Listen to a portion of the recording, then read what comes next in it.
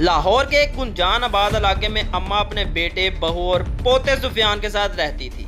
اماں کا پوتا سفیان بہت اچھا لڑکا تھا۔ وہ سب سے بہت پیار کرتا اور سب کا بہت خیال رکھتا تھا۔ خصوصاً اسے جانوروں سے بہت پیار تھا۔ جتنا اسے جانوروں سے پیار تھا اتنا اس کی دادی کو جانوروں سے نفرت تھی۔ ایک دن سفیان کہیں سے ایک بہت پیاری بلی لے کر آیا۔ اس کی دادوں نے بہت شور مچایا لیکن سفیان نے ان کی ایک نہ سنی اور بلی کو اپنے گھر میں رکھ لیا۔ اماں ہر وقت اس فکر میں رہتی کہ کہیں بلی بستر میں نہ سو جائے اور برتنوں میں منہ نہ ڈالے، کیونکہ بلی سب گھر والوں سے مانوس تھی اور ان کے بستر میں گھس کر بیٹھ جاتی تھی۔ اماں بہت صفائی پسند اور سخت مزاج خاتون تھی اور بلی کو گھر سے باہر نکالنے کی فکر میں رہتی تھی۔ چونکہ وہ اپنے پوتے سے بہت پیار کرتی تھی، اس وجہ سے اسے برداشت کر رہی تھی۔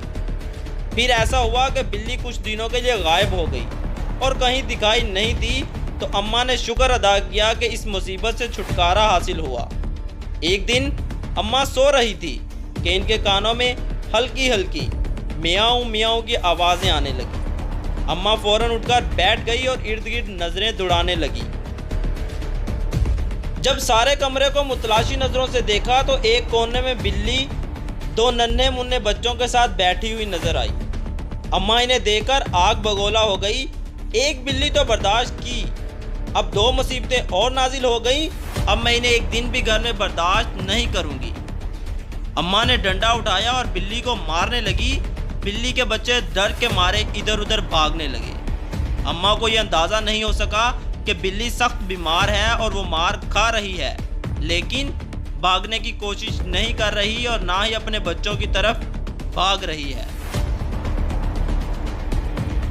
اماں نے بلی کو اتنا مارا کہ وہ زمین پر تڑپنے لگی اور اماں کی طرف اداس نظروں سے گھورنے لگی۔ اس کی آواز بھی نہ نکل رہی تھی۔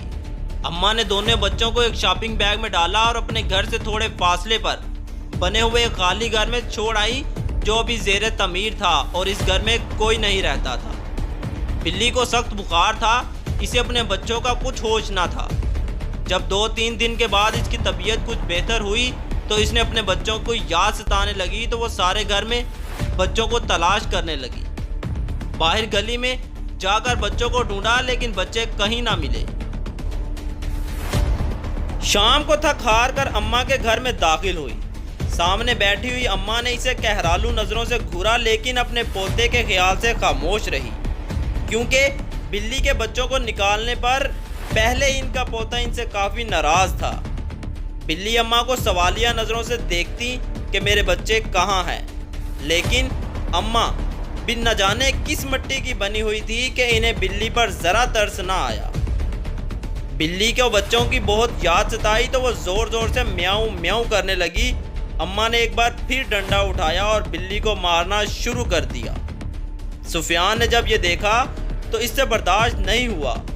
اس نے دادی کے ہاتھ سے ڈنڈا چھینا اور کہنے لگا، دادو کچھ تو خدا کا خوف کریں، ایک تو اس کے بچوں کو اس سے جدا کر دیا، دوسرا اسے بھی یہاں نہیں رہنے دے رہی۔ اماں نے اسے ڈانٹا اور غصے سے کہا، دفع ہو جاؤ اور جا کر کمرے میں سو جاؤ۔ سفیان نے بلی کو اٹھایا اور کمرے میں چلا گیا۔ ابھی اس واقعے کو 2 ہی دن ہوئے تھے کہ اماں کو فالج کا حملہ ہو گیا۔ سفیان کی امی صبح ناشتہ بنانے لگیں تو انہیں ساس کے کمرے سے عجیب و غریب آوازیں سنائی دیں۔ وہ بھاگ کر ان کے کمرے میں گئیں تو دیکھا کہ اماں ٹیڑھی میڑھی زمین پر پڑی ہوئی ہیں۔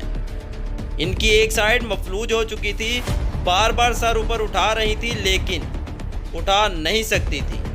اتنے میں سفیان بھی کمرے میں آ گیا۔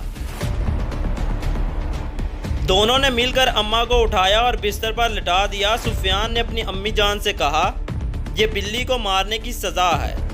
سفیان کی امی کہنے لگی، چھوڑو ان باتوں کو، پہلے ڈاکٹر کو بلاؤ۔ جب اماں نے پوتے کے منہ سے یہ الفاظ سنے تو ان کی آنکھوں میں آنسو آ گئے اور انہیں شدت سے اپنی غلطی کا احساس ہونے لگا اور دل ہی دل میں اللہ سے معافی مانگنے لگی۔ اللہ کی لاٹھی بے آواز ہے۔ انہوں نے بلی کے بچوں کو جدا کیا اور اللہ تعالیٰ نے انہیں ایک ٹانگ اور بازو سے محروم کر دیا۔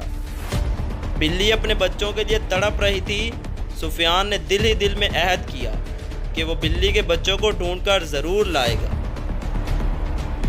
وہ گھر سے نکل کر مختلف جگہوں پر بلی کے بچوں کو تلاش کرنے لگا۔